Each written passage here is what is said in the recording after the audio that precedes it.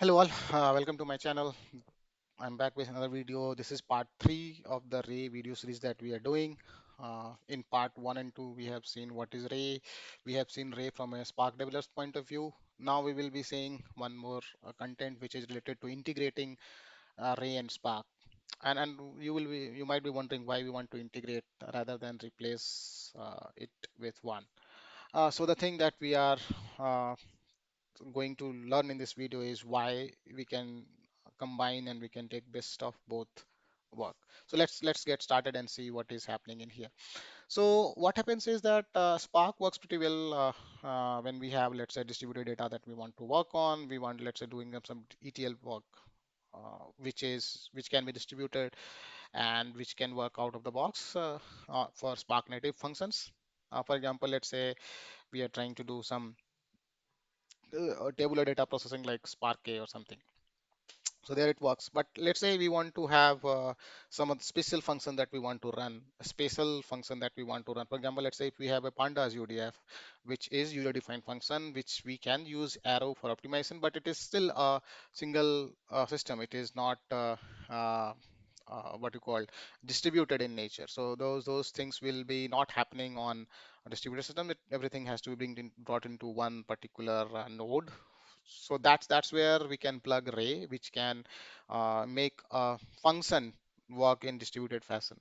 So Ray parallelizes any Python function and using its actor model. But again, Ray has a drawback that it can't support Spark-related workloads or APIs, which are uh, what you call helping us in working with large, massive data sets in terms of doing an data processing. Like for each row, we want to do some processing, which is not CPU optimized, but data optimized. Like it has a lot of IOs. In case of those use cases, Ray falls short. So what we are saying in this is that why can't we combine both? So let's say we get the best. Let's say when we are doing data processing, we use Spark, and when we are doing, let's say, single node executions of Python, we use Spark in there. So sorry, Ray in there. So that those are different things that we can use.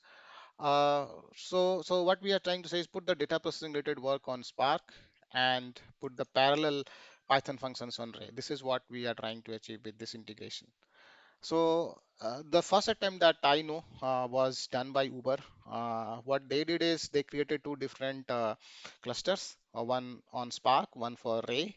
And what they did is, so what whenever they needed an function, let's say single node function to be optimized, they used to call a Ray cluster to submit that job. And once that job was done, it used to return back the responses back to the Spark cluster, and then Spark cluster will process further. So that's how they built the system. So they were always running two different clusters, one with Ray and one Spark. But that's where some of the other companies or also other folks also came into picture, and they started to think of having running these two in one single cluster itself rather than maintaining two different clusters. If we maintain one single cluster where both things are running, then we can optimize the resources. So that's where there are two approaches. One is called Ray on Spark, where Ray is run as a service on top of Spark, or Ray library runs within the Spark cluster, and Ray is initialized on the Spark driver, and workers are initialized on the executors. So that's how Ray will come into picture in Spark ecosystem. But all the scheduling and everything was done by Spark. So Spark's Yarn, for example, let's say if we are running on EMR, so in that case, Spark will use Yarn or the underlying scheduling mechanism of Spark being used to leverage Spark or Ray in there. So it what happens in the Ray on Spark model, a Spark cluster is the primary compute engine. So it's not that the Ray cluster is the primary engine, it's the Spark cluster is the primary engine. Ray is initialized within the Spark application using the API like this one, which is a setup Ray cluster or Ray init with a Spark provided resource scheduler.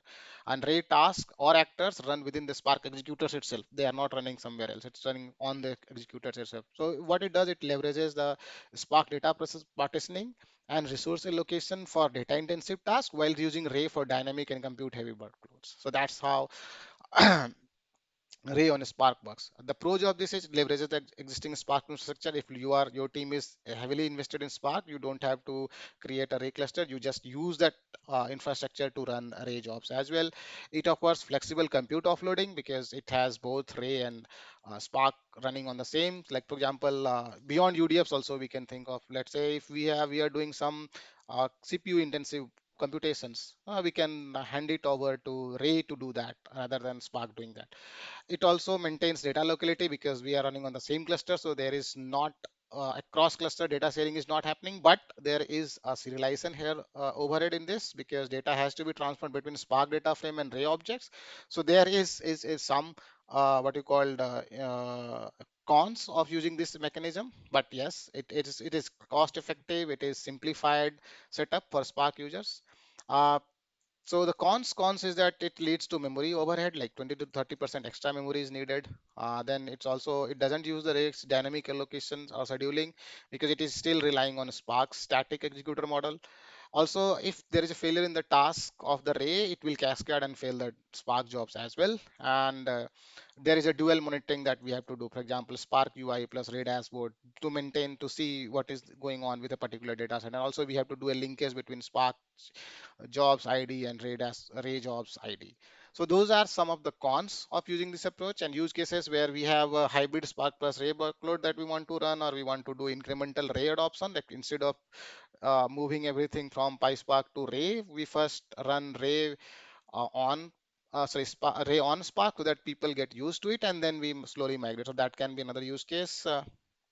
And prototyping and experimentation is also something we can do. And this is how we will be running Spark on Ray, sorry, Ray on Spark. So what we do is we import the Ray, set up Ray cluster, we start the Spark job, we set up the Ray cluster, and then if we have any compute work that we want to send, we send it using the Ray remote function. So this is how we created a data frame. For each partition we want to, let's say for each partition we want to call a function. So we say Ray get compute task, and we send the remote work in there.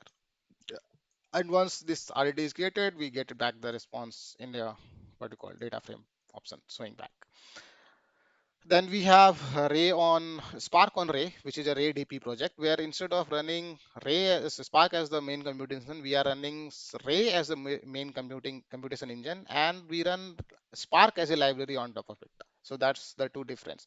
Here, what we are saying is we are running Spark library on Ray clusters with Spark executors being managed as Ray actors. So in previous approach, we saw Ray actors were launched within the executors. Here, executors are being launched inside Ray actors. So that's how, and the all scheduling and everything, resource allocation will be done by Ray's, what do you call it, scheduling or cluster algorithms. The pros of this, it is again unified resource management because there in this case the data, because everything is within Ray's boundary or Ray's ecosystem, so there is no data transfer, there is no serialization overhead at all. We can use mix CPU and GPU, seamless pipeline integration because transition from Spark data frame to Ray native libraries is it happens without serialization overhead. This is very mature product. It is already being used in many other places. We can leverage a lot of the things. We will get the support of Delta Lake and everything. It is very scalable because it uses actor recovery model, which handles failures better than Spark executor model. Then it is cost efficient because we are using dynamic allocation of Ray, which is very fast compared to the static allocation of Spark. And then we have agility. We have a unified Ray dashboard for metrics and seamless logging to CloudWatch or S3. So this is one benefit. Uh, Cons, it is slightly complex to set up this. Another thing is the versions are limited. For example, RayDP supports, I think as of now it supports 3.3 plus only. So let's say if we have Spark 3.2 code, then again it's a challenge. And it only that if our team was only working on Spark, there is a steep learning curve for them to first get acquainted with Ray and then uh, use Spark in between. And use cases, it is end-to-end ETL pipelines or ETL plus AI pipelines can be used in here. So one use case is feature engineering. So what we do is feature engineering we do with PySpark while we do distributed training on XGBoost on the same pipeline. Then we have unified, so we will get a unified data platform. Large scale AI workloads can be done on this, and cost effective, cost sensitive production use cases can also be served using this Spark on Ray using RayDP.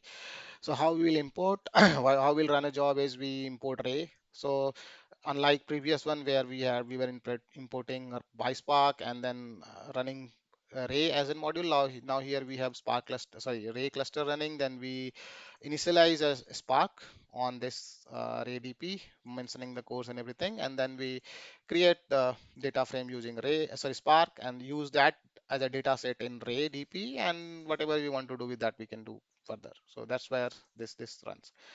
Uh, Summary, we have primary framework, Ray on Spark's primary framework is Spark. While it is RayDP, it's Ray. Resource efficiency is low in Ray on Spark, while it is very high on Spark on Ray. Scalability, which is limited to Spark's executor model, here it's dynamic. Fault tolerance is low because of unique, sorry, Spark's schedulers or failure mechanisms which are there. Ray has fine-grained and grained actor recovery model. Production maturity, it is medium, good for prototypes, but Spark on Ray is production tested. It is running on companies like Samsara, Amazon, and Google Vertex. Data handoffs, when we do in Ray on Spark, there is a serialization overhead, while there is none in Spark. Sorry, Spark on Ray, and it is best for compute in so targeted compute in Spark pipelines. If let's say we have some code that we want to optimize, we can use Ray on Spark. And if we want to build something which is end-to-end ETL plus AI pipelines, RayDP will be something that we should choose. There are support for both, like AWS services support both EMR and EKS on Ray on Spark plus Spark on Ray.